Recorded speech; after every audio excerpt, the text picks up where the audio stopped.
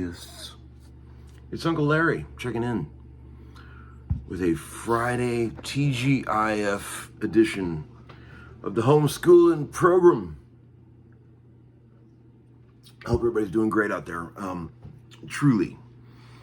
Thank you to all of you for the sweet words and donations and kind comments about all the latest videos. We've all got all this gear, and I'm trying to do these couple videos lately where I really explain how I use some of this stuff, and it seems to be well received. Like, you guys appreciate it, and it's just the way I do things. These old Marshalls and some of the pedals and guitars and things like that. Hope you guys have a good weekend coming up. It's finally starting to cool off a little bit around here, which is fantastic. I drove Leo to school this morning in the old GTO with the top down. It was fucking glorious. I'm gonna turn this light off. Is that better? A little more mood lighting. But we had a blast last night. Went to a party at Vince Gill's house for George Gruhn's 80th birthday. It was a really sweet, small gathering. Joe Glazer was there and a bunch of other people. Just a lovely time. I got all emotional. Those kind of hangs, I start getting so emotional. Like, it's crazy. Like, George has been on this earth for 80 years, and he is so loved and appreciated. And Vince threw him a little party, and there was a lot of great conversation and sweet moments. And George even went into his stand-up comedy routine, which was quite nice. And I took my boys over there. They got in the pool. And it was a beautiful night. They were tired by the time it was time to leave there. It was a school night, and they were ready to crash. They were falling asleep in the car on the way home. But at one point during the party, Vince goes, "Hey man, come down here." He walks me down the hallway to his studio, and he goes, you always liked this guitar, haven't you? Because I always use this guitar of his on sessions. Great Gretsch, a 6120. And he goes, "Man, here, there's a little something for helping me out on the tour this summer." And I'm like, "Nah, man." And he's like, "Yeah, I just want you to have it." So he threw me a bone, threw me this amazing old, thin body 6120. I've always loved this guitar. Played it on a bunch of his records over there. It's beautiful sounding and playing, and stays in tune. And I think he kind of sensed that. I always loved that. I offered to buy it off him a long time ago, but he doesn't really like to sell things, which I get. That's kind of how I am too.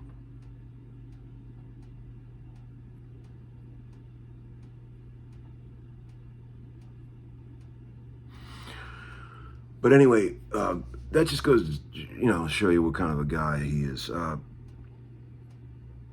I got all emotional and choked up. He's a sweet, sweet guy. Just does that kind of stuff for people all the time. Absolute angel human being. Vince Gill, or as I call him, Vincent. Thank you, buddy. I'll keep this in the family forever. Hopefully my dear boys will be plunking on this guitar long after I'm gone. Left this mortal coil.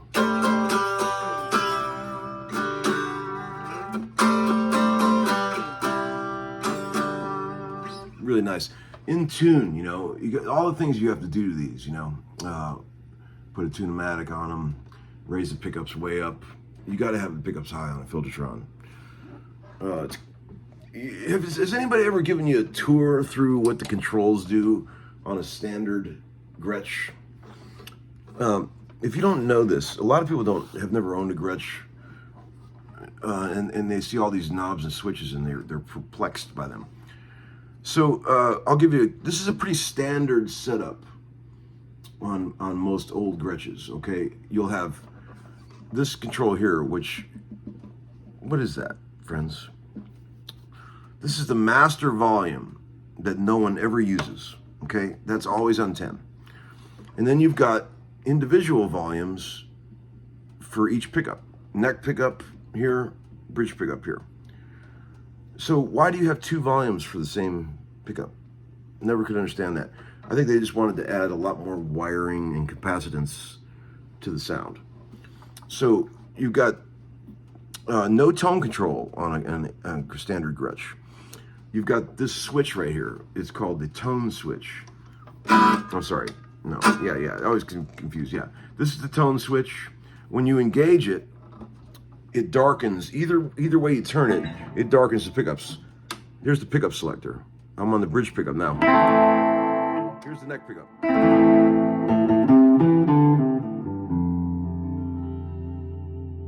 Here's the Bigsby. The talent stick. So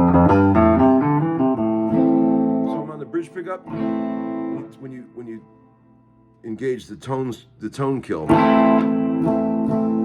it's super dark. Either way you turn it.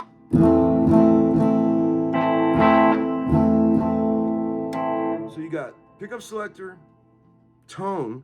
So Gretsches don't really have adjustable tone. You see, there's not a knob that you can turn to gradually increase or decrease the tone control. It's just a switch, which is pretty bizarre when you think about it. And then there's one more switch down here that no one ever uses either. This is a kill switch. Like it mutes the guitar. Watch.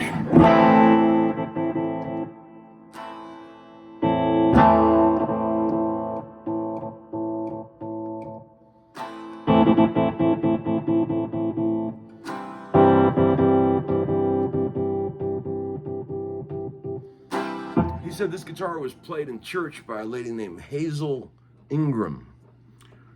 Do you know this woman? Anybody have any info on her? Original pick guards in the case. I'm going to put it back on because I love pick guards on guitars, you know.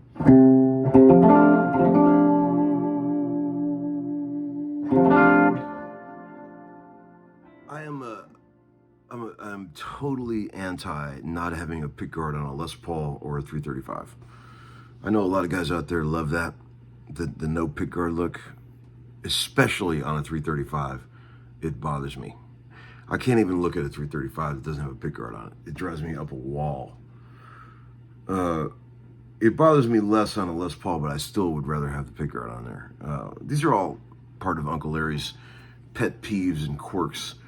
Let me know in the comments below how you feel about a pick guard on a Les Paul or a 335. Or a Gretsch, for that matter. Drew was here yesterday from Guitar House, my old buddy, and we were... Look at this cool amp we were blasting through. See that amp? It's a 60s Watkins Joker. Great little, nasty little 2-channel combo amp. It sounds fantastic. It's a great little grinder, and we were playing the old Les Pauls through it, and we were just amazed at how good that bridge pickup on that Black Beauty sounds. Like, we were just laughing. It's like every guitar you plug in next to it, it kicks its ass, that bridge pickup. So, especially on a little grinder amp, it's just like the fatness of that pickup is incredible. So after tweaking those, humping those pole pieces a little bit. See, everyone thinks, all these comments were like, yeah, I raise the pole pieces all the time on my guitars. I've been doing that for years. I'm not just talking about just raising the pole pieces. I mean doing it so they're in a hump, right? The E's are down, the A and the B are a little taller, and the D and the G are really tall. So it's a mountain of, that's what I'm talking about. I'm not just talking about raising all the pole pieces. And it definitely gets those other Les Pauls closer to the magical Black Beauty, but it's like, it still doesn't have the I'll show you in a later video. I'll plug that Watkins amp in and I'll show you. I took a bunch of gear up to Music City Vintage yesterday. Sweet Bo up there. I have like a lot of gear that I was just sort of putting on consignments. That's a great little consignment shop. If you guys are in the Nashville area and you want to sell some instruments, they've got a cool little consignment rig going over there. Loaded up a van full of stuff that I don't use anymore and just brought it over there. It's a nice feeling. I actually really enjoy. It's kind of like when you take stuff to Goodwill. You You kind of clear out some room, give yourself a little breathing room. It's quite nice. I told him not to worry about the prices very much. Just price the stuff to move. Sort of utilitarian things, you know.